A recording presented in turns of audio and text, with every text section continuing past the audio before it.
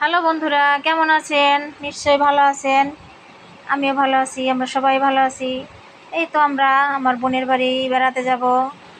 গাড়িতে উঠে পড়লাম, টিকিট কাটা হয়ে গেছে, গাড়ি এখনও ছাড়েনি, আমরা ওয়েট করতেছি। বোনের বাড়ি কীর্তনে যাব, কীর্তন শুনতে।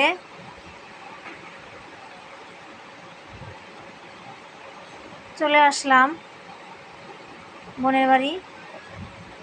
এসে এখন আমরা এখানে প্রসাদ পাচ্ছি, অনেক লোকই আছে, প্রসাদ নিতেছে। অনেক বড় প্যান্ডেল করা হয়েছে খাওয়ার জায়গায়। আমরা সবাই খাচ্ছি। এখানে বোন আছে, আমার ভাগ্নি, আমার মেয়ে।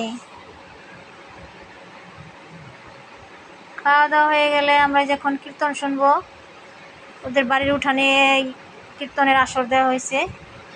ওই তো কীর্তন চলতেছে, আপনারা কীর্তন শুনুন, আমরা কীর্তন শুনতেছি।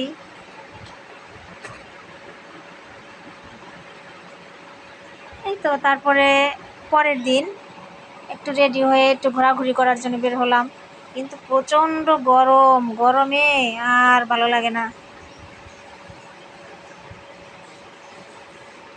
এই তো দুটো পাখি, আমার বোনের বাড়ি, বোনের ওরাই পালে দুটো টিয়া পাখি। পাখি দুটো খুবই সুন্দর, কথা বলে।